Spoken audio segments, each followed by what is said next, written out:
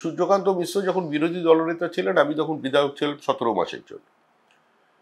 সূর্যবাবু আমাকে প্রথম দিন ডেকে বলেছিলেন, আপনাদের তো এখানে ঘর নেই, আপনি কোনো জায়গায় তো বসতে পারবেন না, আপনি আমার ঘরে বসবেন, আমার ঘরে বসবেন, আপনার যারা লোকজন আসে এ ঘরেই দেখা টেকা করবেন, কোনো অসুবিধা নেই, আপনি চা কফি যাকে যা খাওয়ার আপনি বলবেন, এখানে দিয়ে যাবেন। উনি প্রথম দিন আমায় বলেছিলেন, এবং উনি নিজের সময়ের থেকে সময় কেটে উনি আমাকে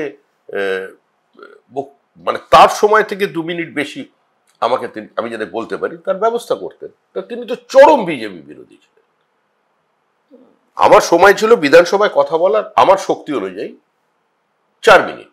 আচ্ছা, 1 মিনিট খুব কষ্ট করে তাপসদা, মানে তাপস রায় আজকেও দলে আছে, তাপসদা তখন শোভনদেব চট্টোপাধ্যায়কে বলে, না কি করে হয়, শ্রমিক ভালো বলে, 4 মিনিটে বলা যায় নাকি, শ্রমিক আরো একটু সময় দিন বলে। তাপসদা অনেক প্রবল চেষ্টায় 1 মিনিট, কোনোদিন 2 মিনিট আমার ব্যবস্থা করে দিতেন। আর বিশেষ বিশেষ ক্ষেত্রে আমাকে একাধিকবার সূর্যকান্ত মিশ্র করে দিয়েছিলেন। আবার কয়েকবার বলে করে দিয়েছিলেন, কিন্তু আনিসুর রহমান আবার তলা থেকে একটা হালকা করে কাঁচি চালিয়ে দিয়েছিল, এটাও হয়েছে, কিন্তু করে দিয়েছিলেন। আমার সঙ্গে তো রবীন্দ্রদেবের খুব ঘনিষ্ঠ সম্পর্ক, বইপত্রের আদান প্রদান আছে, কোনো কিছু জানতে হলে রবীন্দ্রকে প্রশ্ন করে এই সময় কি হয়েছে।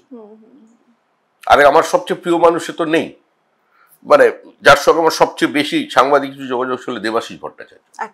দেবাশিস দা মারা গেছেন।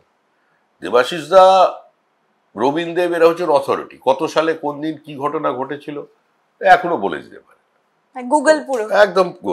সব তো আর গুগল আঙ্কেল বলে দেবে না, রাজনীতির মানে বিটুইন দ্য লাইনস তো কিছু বিষয় থাকে, একদমই তাই। ঠিক ঘটনাটা কি হয়েছিল এটা জানার জন্য তুমি এখনো রবীন্দ্রকে ফোন করি, আমি অন্য রাজনৈতিক দলকে ফোন করি। আমার সঙ্গে আমি প্রথম যখন বিধানসভার সদস্য হই তখন কি করতে হবে, ঢুকে কি বলতে হবে, কিভাবে কি করতে হবে, আমাকে প্রথম বলেছিলেন কংগ্রেসের একজন।